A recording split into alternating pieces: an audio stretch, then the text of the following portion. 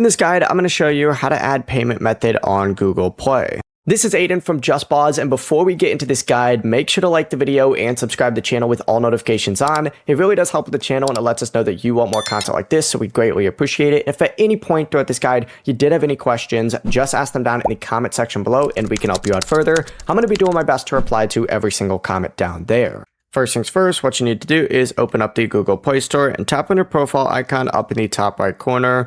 Go ahead and select payments and subscriptions and then tap payment methods. You're not going to see any payment options that are already connected to your Google account, and under add payment method, choose the option that you want to use. So let's just say we want to add a, PayPal.